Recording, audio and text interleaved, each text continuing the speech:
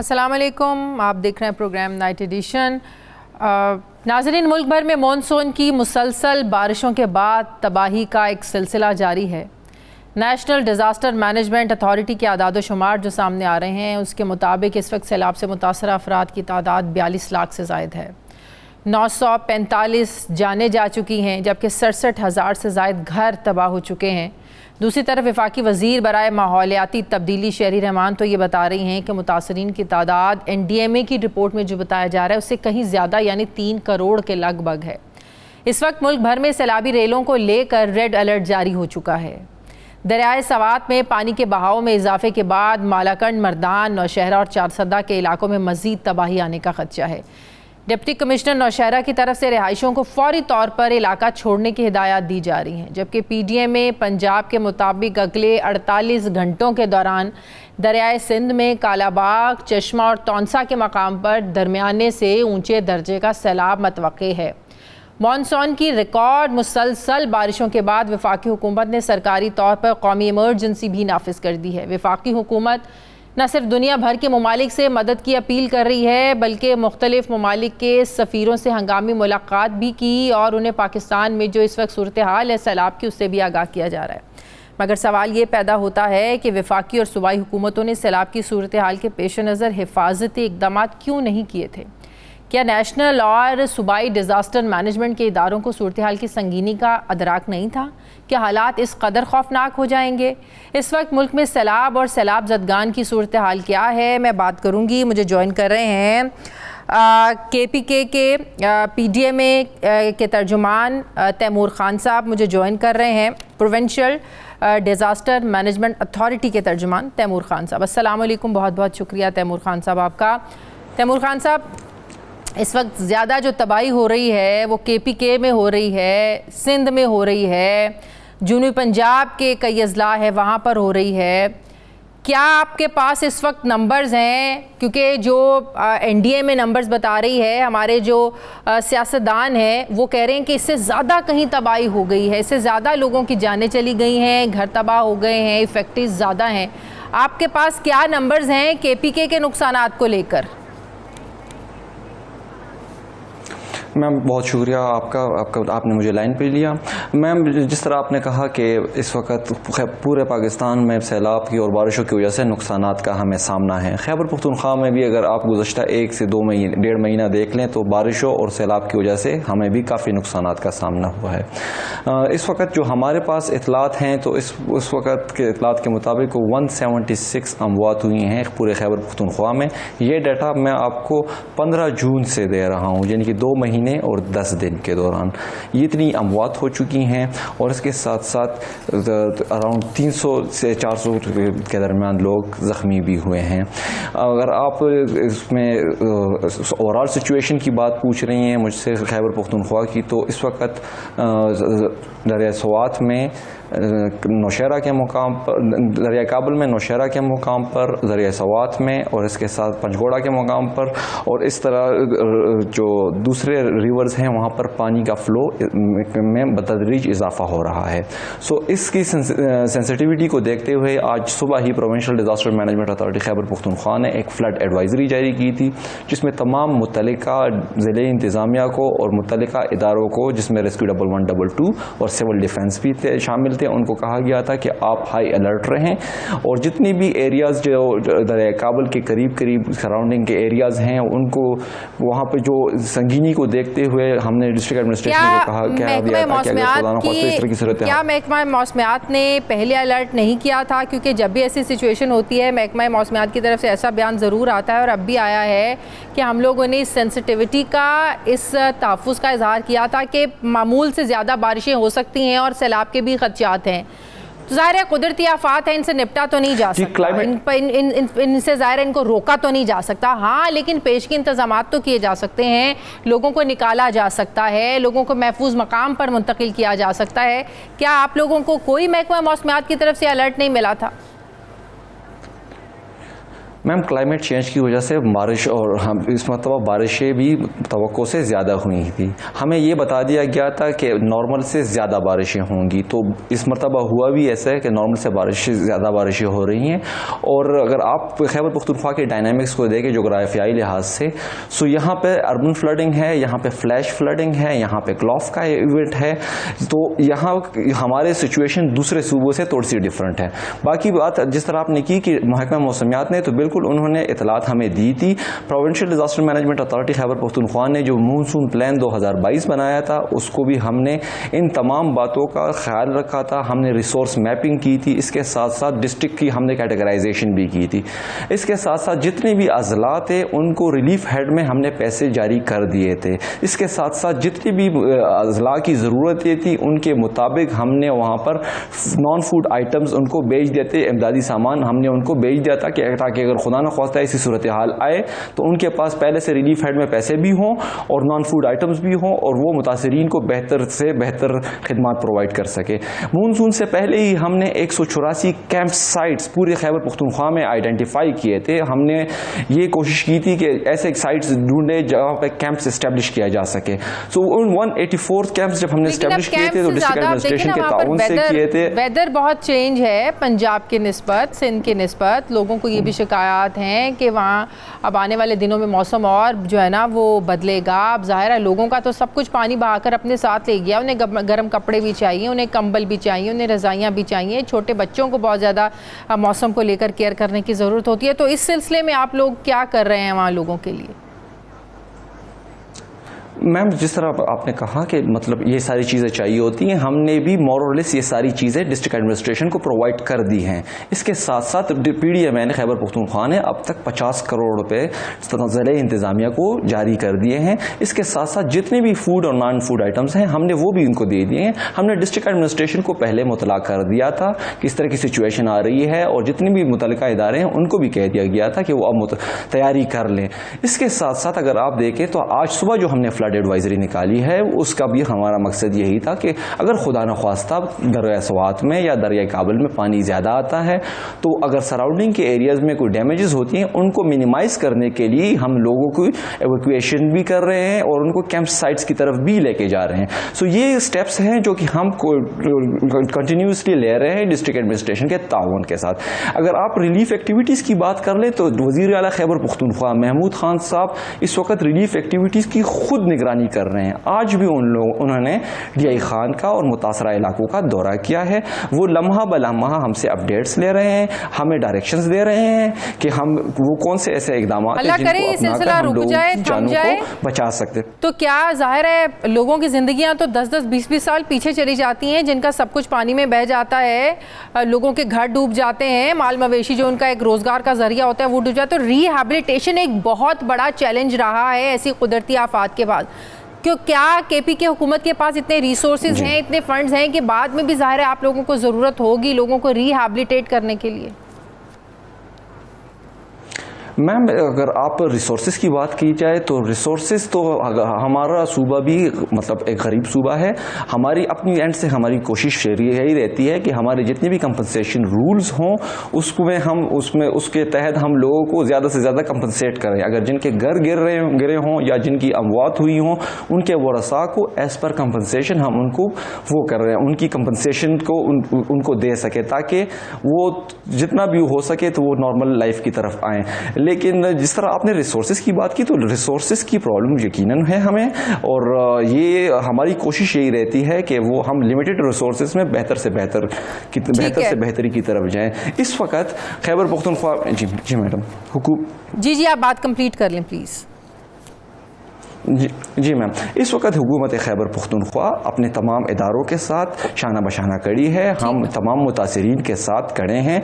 हम उनको जितनी हम फैसिलिटेशन दे सकते हैं हम दे रहे हैं। हमने DI खान में 6 कैंप्स इस्टेब्लिश किए हैं, उनकी मुतासरीन को हम खाना दे रहे हैं। उसके साथ साथ जितनी भी बुनियादी ज़रूरियात हैं हम कुक फूड आइटम्स के साथ साथ बुनियादी ज़रूरतों का भी ख्याल रख रहे हैं। इसके साथ साथ टांक में और लकी मरवत में भी रिलीफ कैंप्स इस्टेब्लिश हो रहे हैं। जितनी भी हमारी कोशिश रहती है हम यही कहते हैं कि पीडीए में हम इस अज़म का इजहार करते हैं ना कि बेहतर हिकमत अमली से ना नुकसानात को हम कम करें। बहुत बहुत शुक्रिया। तर्जुमान पीडीए में केपी के तैमूर ख्वाब मेरे साथ थे, बहुत शुक्रिया आपका। मुझे ब्रेक लेनी है नाज़रीन, वापस आते हैं एक वक्फे के बाद।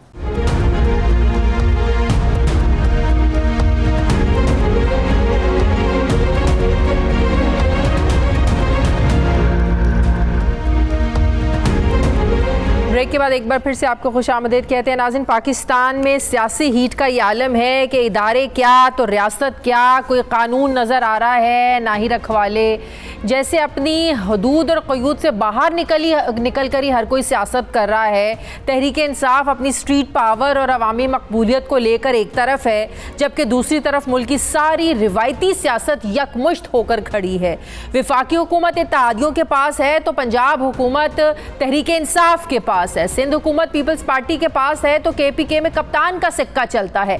ऐसे में ताकत का बेहंगम इस्तेमाल हो रहा है। वफाक ने इमरान खान के ऊपर अफसरान को धमकियां देने पर दहशतगर्दी का मुकदमा किया तो बिल्कुल वैसे ही बयानात पर वजीर दाखिला को भी, राना सनाउल्लाह को भी पंजाब हुकूमत ने दहशतगर्द ठहरा दिया। अगेन नतीजा इदारों का इस्तेमाल और अवामी कन्फ्यूजन में इजाफा कि आया दहशतगर्द है कौन। इदारे बीच बचाव के लिए आते हैं तो उन्हें भी सियासी नफरतें भुगतना पड़ती हैं, यहाँ तक कि रियासत के करने वाले फैसले भी सियासी चपकलिश की भेंट चढ़ रहे हैं।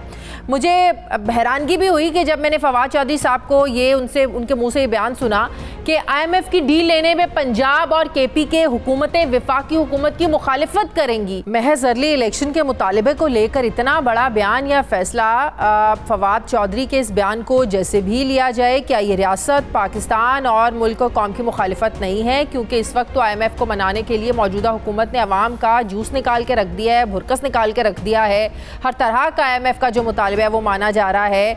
बात यह है कि हुकूमत किसी की भी हो, इस वक्त रियासत पाकिस्तान को मुल्क में डॉलर्स की अशद ज़रूरत है, मईशत को संभाला देने की ज़रूरत है। इसकी मुखालिफत किसी एक सियासी पार्टी की मुखालिफत नहीं है। अर्ली इलेक्शन को अगर जायज़ मुतालिबा मान भी लिया जाए तो क्या IMF की डील की मुखालिफत करना क्या ये जायज़ होगा? मैं बात करूँगी। मुझे ज्वाइन कर रहे हैं तहरीक इंसाफ के सीनियर रहनुमा असद उमर साहब। अस्सलाम वालेकुम, बहुत बहुत शुक्रिया असद उमर साहब आपका। असद उमर साहब, ये फवाद चौधरी साहब ने मैं सिर्फ अपनी कैपेसिटी में अपनी सोच के मुताबिक बयान दिया है या पार्टी में कोई ऐसी चीज़ डिस्कस भी हुई है कि वफाकी हुकूमत को टफ टाइम देने के लिए पंजाब और केपी के हुकूमतें ये फैसला भी कर सकती हैं कि IMF डील में हम साथ नहीं देंगे? नहीं, वफाकी हुकूमत को टफ टाइम देने की बात नहीं है। जो फाइनेंस मिनिस्टर केपी ने खत लिखा है, वो खत मैं भी देख चुका हूँ। उसके अंदर खत में वो क्या लिख रहे हैं? वो खत में ये लिख रहे हैं कि जनाब आपने हमसे राब्ता किया और आपने मदद मांगी IMF डील के लिए। मिफ्ता इस्माइल साहब को उन्होंने खत लिखा है, फाइनेंस मिनिस्टर को खत लिखा है। उन्होंने कहा कि आपने हमसे कहा और हमने कौमी इंटरेस्ट को सामने रखते हुए 24 घंटे के अंदर अंदर आपको उसका मज़बूत जवाब दे दिया। जब हमने वो जवाब दिया था उसके अंदर हमने कुछ लवाजमात लिखे थे कि बिल्कुल हम कौमी इंटरेस्ट के लिए ये मदद करने को तैयार हैं, लेकिन उसके लिए हमें ये चीज जो है, हमारी जायज मुतालबात जो है वो आपको पूरे करने होंगे। 2 महीने गुजर गए, मुतालबात पूरे करने तो दूर की बात, उन्होंने मीटिंग करना गवारा नहीं किया। अब मुझे बताइए कि कौम के इंटरेस्ट को बालाए ताक कौन रख रहा है? क्या मिफ्ता इस्माइल पाकिस्तान के इंटरेस्ट को, पाकिस्तान की बेहतरी को दाव पर नहीं लगा रहे अपनी सियासत करने के लिए कि वो वजीर खजाना एक सूबे का जो है वो उससे बात भी करने को तैयार नहीं है, उसको मीटिंग का टाइम भी देने को तैयार नहीं है? क्या इनको शर्म नहीं आनी चाहिए? आपकी बात क्या सुने, वो तो आगे IMF के हाथों पर मजबूर हैं, हाथों से मजबूर हैं। शहबाज शरीफ साहब ने 2 दिन पहले ये बयान दिया। मुझे बड़ी हैरानगी हुई ये बयान सुन के कि हमें तो अवाम को रिलीफ देने के लिए भी जो है वो IMF से पूछना पड़ता है। मतलब कि हम तो सब जो है ना वो गिरवी रख दिए गए हैं अवाम IMF के सामने। तो आप कैसी बात कर रहे हैं? वो आपकी बात कहाँ सुनेंगे असद उमर साहब? नहीं, माजरत के साथ ये कोई दिफा नहीं है। कमरे के अंदर बैठ के बताना हमारी ये मजबूरी है, हमारी मजबूरी नहीं है, ये एक अलग चीज है। इस गुरूर का इजहार करना कि तुम इतने हकीर हो और ये सूबा तुम्हारा जो 2 करोड़ 2.5 करोड़ लोगों का है वो हमारी नजरत में इतनी हकारत है उसके लिए कि हम तुमसे मिलना भी गवारा नहीं करते। पूरी IMF की डील लाइन पे लगी हुई है, लेकिन हम अपने जाती इंटरेस्ट को, अपनी सियासत को सामने रख के, मिफ्ता इस्माइल साहब कहते हैं तुम भाड़ में जाओ, हम तुमसे बात भी नहीं करेंगे। माजरत के साथ ये जो सूरत हाल पैदा की मिफ्ता है इस्माइल साहब की इतनी कैपेसिटी है या उनको अपने ताई इतनी आजादी है कि वो आप लोगों के मसाइल सुने और हल भी कर दें? ऐसे क्या मुतालिबात? नहीं शादिया, मैं माजरत के साथ आपको उनका ये दिफा करने ही नहीं दूंगा। नहीं, मैं दिफा नहीं कर रही जनाब, मैं दिफा नहीं कर रही, मैं इस वक्त जो सूरत हाल है उसको मद्देनजर रख के बात कर रही।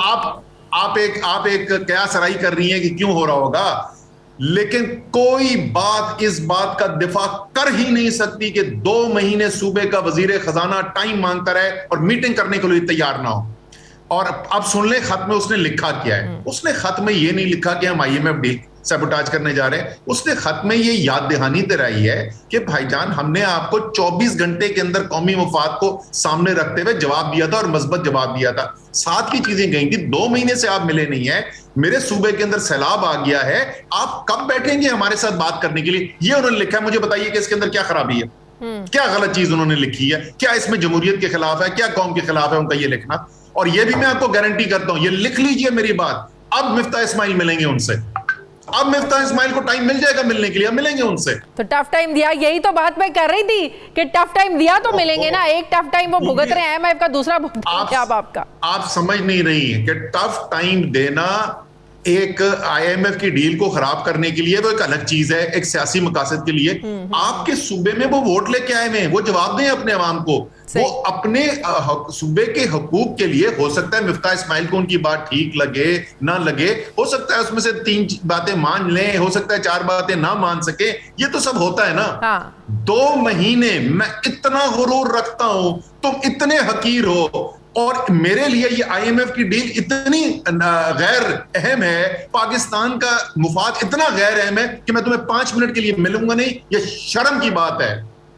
तो आप भी ये कहते हैं मेरे प्रोग्राम के तवस्सुत से कि वाकई अगर पॉजिटिव अभी भी रिस्पांस नहीं आया तो आप लोग इस डील की मुखालिफत करेंगे, इसको ओके नहीं करेंगे? लेकिन क्यों नहीं आएगा? नहीं, मुझे बताएं, मैं इस मफरूजे का जवाब क्यों दूं? क्यों नहीं आएगा? क्यों नहीं आएगा? क्या आसमान से उतरे हैं मिफ्ता इस्माइल? तो आप कह रहे हैं वो नहीं जवाब दे रहे, आला दुनिया की मद्देनजर रखते हुए तो फवाद चौधरी साहब ने भी कहा था ना कि हम नहीं करेंगे। ओहो, मैं आपसे पूछ रहा हूं ये मफरूजा मैं मानूं क्योंकि वो नहीं आएगा जवाब? मैं आपको बता रहा हूं, लिख लें मुझसे, आएगा जवाब। अब मिफ्ता इस्माइल मिलेंगे, मैं तो आपको कह रहा हूं मिलेंगे। अगर मिल लेते एक अच्छे पाकिस्तानी के तौर पर, एक जमहूरियत को सामने रखने वाले, तमाम सूबों को बराबरी की रखने वाले, तो शायद ये नौयत ना आती, ये पहले बात खत्म हो जाती। चलिए, अब आप कह रहे हैं कि वो मिलेंगे, जरूर मिलेंगे। बिल्कुल मिलेंगे। मेरी पेशन गोई आपके लाइव मैं प्रोग्राम के ऊपर कर रहा हूं कि अब वो जरूर मिलेंगे।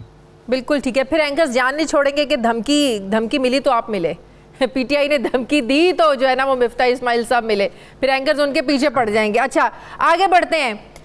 असद उमर साहब, बड़ी हैरानगी होती है, एक तरफ से दहशतगर्दी का मुकदमा होता है, दूसरी तरफ में जवाब में भी दहशतगर्दी का मुकदमा होता है। इमरान खान साहब पर वफाकी हुकूमत ने किया, जवाब में राना सनाउल्लाह पर हो गया। तो बड़ा सादा सा सवाल ये है कि जिन बयानात की राना सनाउल्लाह साहब की बात की जा रही है, आप लोग उस वक्त हुकूमत में थे, तब आप लोगों ने ये इनिशिएटिव क्यों नहीं लिया? असद उमर साहब, इस तरह तो लग रहा है कि बस यहाँ पर अदले का बदला चल रहा है, एक रिवेंज वाली सियासत चल रही है जो ना इस मुल्क के लिए, ना इस मुल्क के इदारों के लिए, ना आवाम के लिए अच्छी है। बिल्कुल, मैं आपसे 100% इत्तेफाक करता हूं कि जो इस वक्त पाकिस्तान के सियासी पस मंजर में हो रहा है, ना ये कौम के लिए अच्छी चीज है, ना जमहूरियत के लिए अच्छी चीज है, ना ये मुल्क के लिए अच्छी चीज है। मैं 100% आपसे इत्तेफाक करता हूं। और ये भी आपने बिल्कुल दुरुस्त कहा कि राना सनाउल्लाह ने तमाम ये बयानात दिए, कोई उनके खिलाफ पर्चे नहीं कटाए गए, कोई उनको दहशतगर्द नहीं कहा गया। शाराए दस्तूर पर आके PDM ने जलसे किए, और क्या जलसा करने आ रहे थे? हम हुकूमत गिराने आ रहे हैं। उस जलसे को करने दिया शाराए दस्तूर के ऊपर, रेड जोन के अंदर किसी के खिलाफ पर्चा नहीं कटा, कोई टीयर गैस शेलिंग नहीं हुई, कोई लाठीचार्ज नहीं हुआ। लेकिन आप पाकिस्तान के निहत्ते जमहूर पसंद अवाम को दबाए चले जाएं, आप उनके खिलाफ पर्चे कटवाएं, टीयर गैस शेलिंग करें, लाठी चार्ज करें, और चुप करके जो है वो अवाम बर्दाश्त करती रहे। माजरत के साथ ये नहीं हो सकता। तो ये बिल्कुल आपने ठीक कहा कि अगर आप, इसका मतलब रिवेंज की सियासत चल रही है, राइट? मेरिट पर कुछ नहीं हो रहा है। मैं आप तो फिर वही कह रहा हूं, किया किसने? तो 3 साल 8 महीने गुजार के गए थे ना, हमने नहीं किया। अब अगर आप ये कर रहे हैं, हमने बार बार इस बात को बोला, देखो ताकत की सियासत से नुकसान होगा। मैं आज भी यही कहता हूं, मैं तमाम टेलीविजन प्रोग्राम्स पे कह चुका हूं पिछले 4 महीने से, अगर बातचीत के जरिए आपने मामलात हल ना किए, अगर ताकत के इस्तेमाल से मामलात हल करने की कोशिश की, मजीद खराबी आएगी, इंतशार फैलेगा। 4 महीने से कह रहा हूं, लेकिन शायद ये समझते नहीं है। शायद जिस तरीके से मिफ्ता इस्माइल को अब वो मीटिंग करने के लिए जाएंगे, शायद इसके बाद कुछ हो जाए। अच्छी चीज नहीं हो रही है, मुल्क के लिए नहीं अच्छा हो रहा। अच्छा, आप लोग तैयार हैं बातचीत करने के लिए? आप कह रहे हैं ना, अगर बातचीत के जरिए मसाइल ना हल हुए तो आगे मसला खराब होगा। बातचीत के लिए आप लोग तैयार? हम तो 4 महीने से कह रहे हैं कि जिस आप बहरान के अंदर मुल्क को आपने डाल दिया है, यहां से बाहर निकलने का वाहिद रास्ता जल्द इलेक्शन है।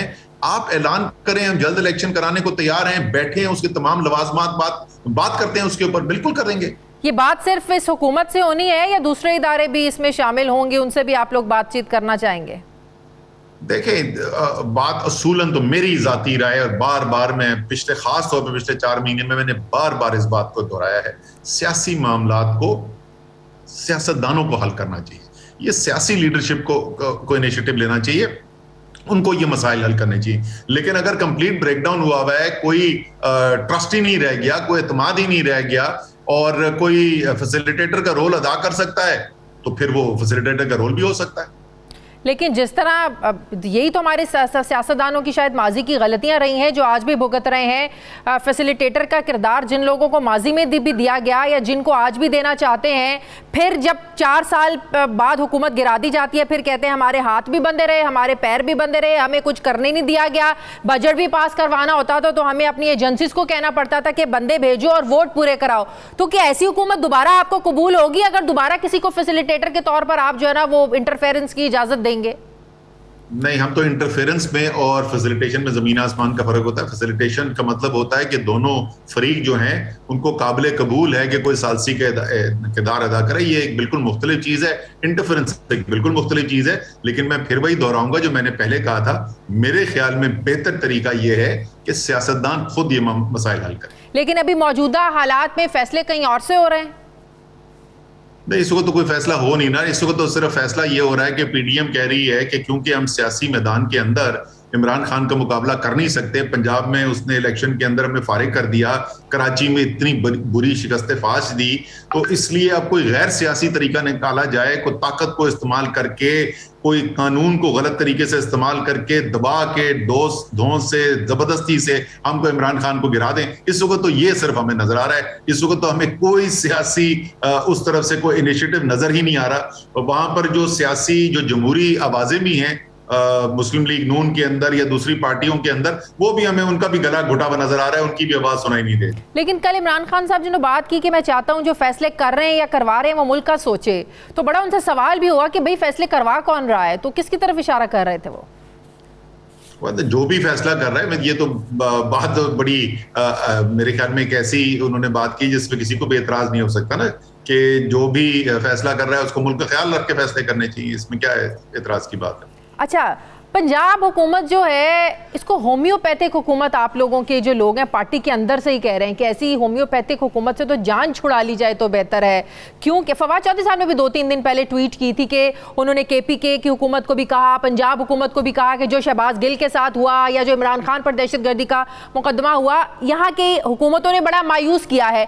तो पंजाब हुकूमत से आप लोग एक्सपेक्ट क्या कर रहे थे शहबाज गिल के मामले पर, कि परवेज इलाही साहब अपना क्या रोल प्ले करते, अडयाला से जाने ना देते, उधर से वहां की पुलिस आ गई थी, इधर से यहाँ की पुलिस थी, तो क्या कोई दंगा होता, कोई लड़ाई होती? परवेज इलाही साहब से एक्सपेक्ट क्या किया जा रहा था जब तनकीद हो रही और कहा जा रहा है भाई होम्योपैथिक हुकूमत है, इनसे कुछ नहीं हो रहा, जान छुड़ाएं इनसे? अच्छा, ये जो है वो तो चलता ही रहता है। सियासी पार्टियों के अंदर हमेशा कुछ लोग होते हैं जो हुकूमत का हिस्सा नहीं होते, तो वही कहते हैं हुकूमत में ना हो तो बेहतर है। ये तो कोई नई बात नहीं है। लेकिन देखें, जो शहबाज गिल के केस की बराह रास्त बात नहीं है। जो फवाद चौधरी कह रहे हैं वो एक बहुत बड़ी तादाद है तहरीक इंसाफ के सपोर्टर्स की, जो कहते हैं कि यार देखो, वो तो इमरान खान के ऊपर एक तकरीर करने के ऊपर जिसके अंदर वो कह रहे हैं कि हम कानूनी अपना इख्तियार इस्तेमाल करेंगे, दहशतगर्दी के पर्चे कटवा देते हैं। और यहाँ पर जो सामने नजर आया दहशतगर्दी होते हुए, जो 25 मई को जिस तरीके से चार दीवारी पामाल की गई, जिस तरीके से इमलाक का नुकसान किया गया, डंडे बरसाए गए और वो तमाम कानून के खिलाफ जो काम किए गए, तो उनके खिलाफ एक्शन क्यों नहीं है? ये बिल्कुल मुतालबा है, इसमें कोई शक नहीं है कि ये मुतालबा जो है, और ये बहुत बड़ी तादाद में तहरीक इंसाफ के जो सपोर्टर्स हैं उनका ये मुतालबा है, कानून से मवरा हो के नहीं, लेकिन जिसने कानून तोड़ा है कम से कम उसको तो कानून के कटहरे में पेश किया जाए। लेकिन अपनी हुकूमत के खिलाफ ऐसे बयानात देना कि मुतमईन नहीं है, जान छुड़ा लें, भले आप ये कहें कि वो हिस्सा है, पार्टी का तो हिस्सा है ना, जाहिर है। परवेज़ इलाही साहब के मीडिया कोऑर्डिनेटर है अजहर मशवानी साहब, उन्होंने ये ट्वीट की थी, तो एक तो साजिश भी तो उसको कहा जा सकता है कि परवेज़ इलाही की हुकूमत के खिलाफ अपने ही लोग साजिश कर रहे हैं। नहीं, वो मेरे ख्याल में परवेज इलाही है, उसकी कोई बात नहीं है। ये चलता रहता है, जैसे मैंने कहा सियासी जमातों में, तहरीक इंसाफ में भी होता है, बाकी जमातों के अंदर भी होता है कि एक से ज्यादा राय होती है। और लेकिन ये जो मैंने बात आपसे की, जान छुड़ा लेना चाहिए, ये तो एक अलग बात है। बट ये जो मैंने बात की कि बिल्कुल बहुत बड़ी तादाद में तहरीक इंसाफ के सपोर्टर्स जो हैं, उनका ये मुतालबा है, जैसे मैंने कहा कि जिसने कानून तोड़ा उसको कानून के कटहरे में जरूर पेश किया जाए। ठीक है, बहुत बहुत शुक्रिया। तहरीक इंसाफ के रहनुमा साहब मेरे साथ थे, बहुत शुक्रिया। मुझे ब्रेक लेनी है नाज़रीन, वापस आते हैं एक छोटे से वक्फे के बाद।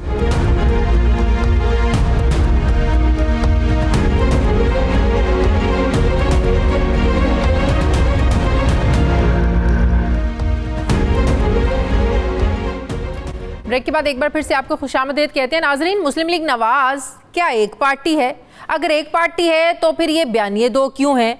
वज़ीर आज़म अपना फैसले अपने और मुखालिफत भी खुद ही, इसे कहते हैं कि पिच के दोनों साइड्स पर खेलना और फिर एम्पायर भी अपना ही खड़ा कर लेना। आबिद शेर अली मुस्लिम लीग नवाज़ के वो सीनियर रहनुमा है जो हमेशा पार्टी हेड मियां नवाज शरीफ के पीछे नज़र आते हैं। वो लंदन में भी काफ़ी अरसा उनके साथ रहे हैं। बस ये कह लीजिए कि वो पिछले कुछ अरसे से मियां नवाज शरीफ की परछाई बने हुए थे। ऐसे में इनके मुंह से कोई ऐसा लफ्ज़ निकलना जिसमें मियां साहब की नाराज़गी शामिल हो, मुमकिन नहीं लगता, हो ही नहीं सकता। तो फिर ऐसे में आबिद शेर अली ने एक स्पेशल प्रेस कॉन्फ्रेंस करके अपने वज़ीर आज़म और पार्टी कायद मियां शहबाज शरीफ की धज्जियाँ क्यों उड़ाई? अब आबिद शेर अली का गुस्सा और अपनी ही हुकूमत पर तनकीद जायज़ है और अवामी जज्बात भी यही हैं, लेकिन सरे बाज़ार ये इख्तलाफात क्यों? मेरा मतलब है कि आबिद शेर अली ये बात वज़ीर आज़म से टाइम लेकर उन्हें समझाते या अपने बहुत ही करीबी लीडर मियां नवाज शरीफ या किसी दूसरे बड़े लीडर के ज़रिए मियां शहबाज शरीफ को कहलाते तो बात का असर भी ज़्यादा होता। उन्होंने मीडिया का ही रास्ता क्यों चुना? क्या इसमें भी मियां नवाज शरीफ की मंशा शामिल है? क्या वो खुद कोई इशारा दे रहे हैं? क्योंकि सीनियर सहाफ़ी सुहेल वड़ाइच भी ये कह रहे हैं, क्योंकि उनकी कुछ दिन पहले लंदन में मियां नवाज शरीफ से मुलाकात भी हुई। उन्होंने कहा है कि मियां नवाज शरीफ अपने भाई वज़ीर आज़म पाकिस्तान मियां शहबाज शरीफ और वज़ीर ख़जाना मिफ्ता इस्माइल की जो परफॉर्मेंस है इससे बिल्कुल खुश नहीं है। अगरचे बाद में मियां साहब ने इस खबर की एक ट्वीट के ज़रिए ये लिख कर तरदीद कर दी कि ये एक गुमराह कुन और गलत खबर है। मतलब ये गुड कॉप और बैड कॉप वाला खेल खेला जा रहा है मुस्लिम लीग नवाज के अंदर। इससे पहले मरीम नवाज भी सोशल मीडिया के जरिए महंगाई पर नजरसानी करने और पेट्रोल की कीमतें कम करने की गुजारिश कर चुकी हैं, लेकिन अपनी हुकूमत के फैसलों पर इनकी ट्वीट्स का भी कोई असर नहीं हुआ। तो फिर यही कह सकते हैं कि हाथी के दांत दिखाने के और हैं और खाने के और हैं, या फिर मुस्लिम लीग नून ने अपनी सियासत बचाओ पॉलिसी में मियां शहबाज शरीफ और उनकी हुकूमत को ऑन करने से गुरेज करना शुरू कर दिया है, क्योंकि इस वक्त के हुकूमती फैसले अवामी मकबूलियत को तो कम कर रहे हैं। महंगाई इतनी है कि तारीख के सारे रिकॉर्ड टूट गए हैं। हुकूमत के ज़्यादा फैसले IMF करता नज़र आ रहा है। पंजाब हुकूमत हाथ से चली गई है। अपने सिटिंग वज़रा पर दहशतगर्दी के मुकदमात बन रहे हैं। मियां नवाज शरीफ के मुकदमात पर कोई फ़र्क नहीं पड़ा। ऐसी हुकूमत का हिसाब ये है कि खाया पिया कुछ नहीं, गिलास तोड़ा बारह आने वाला हो चुका है। ऐसे में अवामी मकबूलियत में लेने के लिए क्या मियां शहबाज शरीफ और उनकी सियासत की कहीं कुर्बानी तो नहीं दी जा रही? क्योंकि आबिद शेर अली जैसी आवाज़ें माजी में उठती थीं तो उन्हें पार्टी की तरफ से शोकॉज नोटिस दिए जाते थे। एटलीस्ट ये कहा जाता था कि पार्टी डिसिप्लिन की खिलाफ वर्जी की जा रही है। ये एक रिवायत रही है हमारी सियासी जमातों की। अब आवाम पर महंगाई का हथौड़ा बरसाने और मीडिया के सामने आवाम की हमदर्दी का राग अलापने वालों की दोरुखा जो एक पॉलिसी है, क्या ये कामयाब हो पाएगी? मैं बात करूंगी मुस्लिम लीग नून के सीनियर रहनुमा राना तनवीर साहब मुझे ज्वाइन कर रहे हैं। अस्सलाम वालेकुम, बहुत बहुत शुक्रिया राना साहब आपका। राना साहब, आबिद शेर अली कह रहे हैं हमारा हलकों में जाना मुश्किल हो जाएगा, आवाम दोस्त पॉलिसियाँ बनाएं।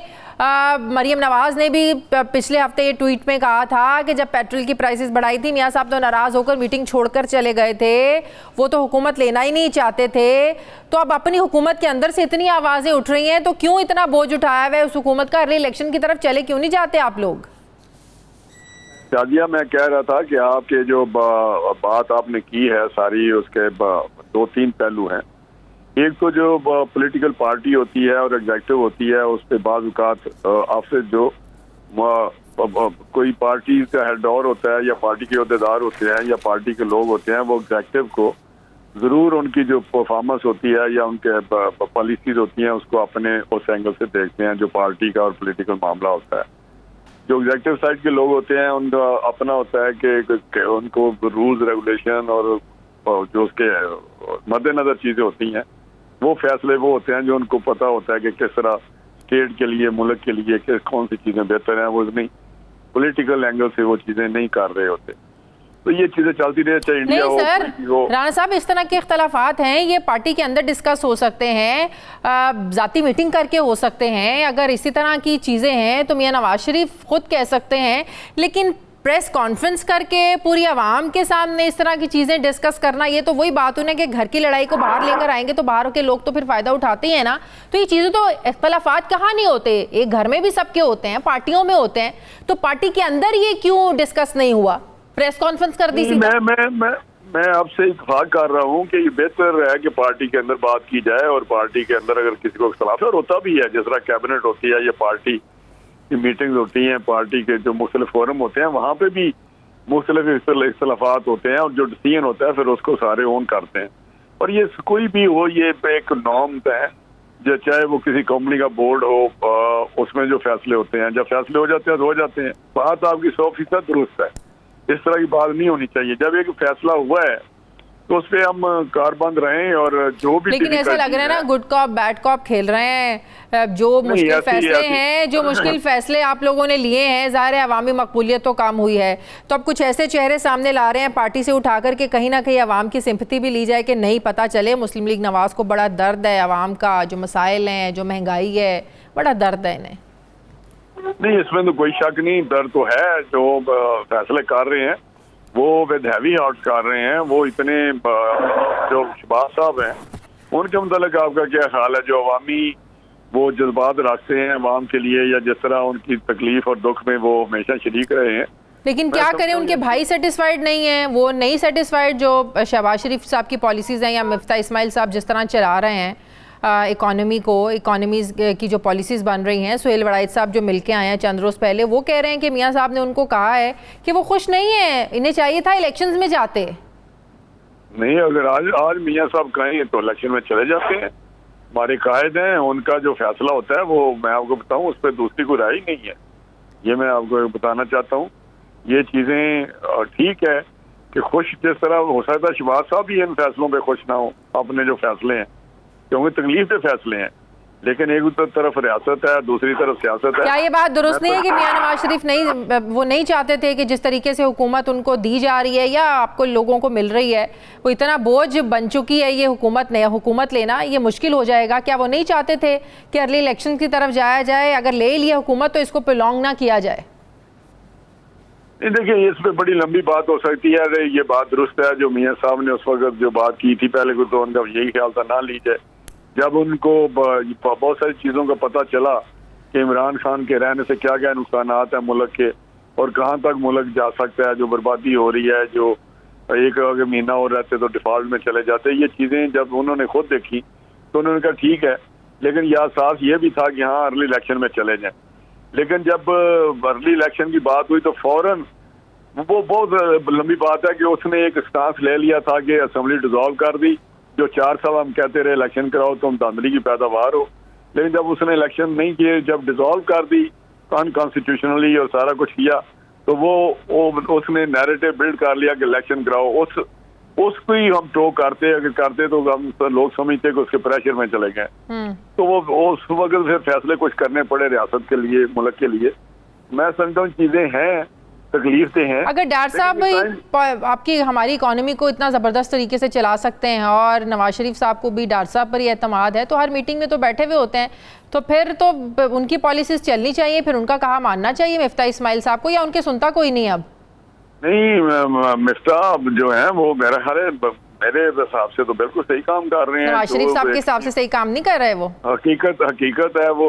मैंने जो देखा है, हमारी कैबिनेट मीटिंग भी होती है, वहाँ डिस्कशन भी होती है, कुछ चीज़ें सामने भी आती हैं, लेकिन कुछ चीज़ें ऐसी हैं मैं समझता हूँ कि वो चीज़ें डार साहब अगर उनके पास मशवरे होते हैं तो मेरा हाल है मिफ्ता को ज़रूर सुनने चाहिए, वो सुनते भी होंगे। मियाँ साहब की हर डायरेक्शन पे मेरा हाल है ज़रूर हम तो कोशिश करते हैं। अगर सुनते होते तो मियाँ साहब को फिर इतनी शिकायत ना होती ना।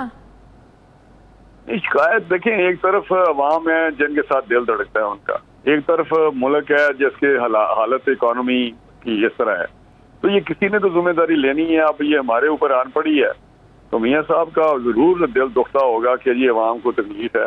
बहुत बहुत शुक्रिया राना तनवीर साहब, आप थे मुस्लिम लीग नून के सीनियर रहनुमा, बहुत शुक्रिया। नाज़रीन, हमारे प्रोग्राम का वक्त खत्म हो गया, फीडबैक ज़रूर दीजिएगा, अपना ख्याल रखिएगा, मुझे इजाज़त दीजिए, अल्लाह हाफ़िज़।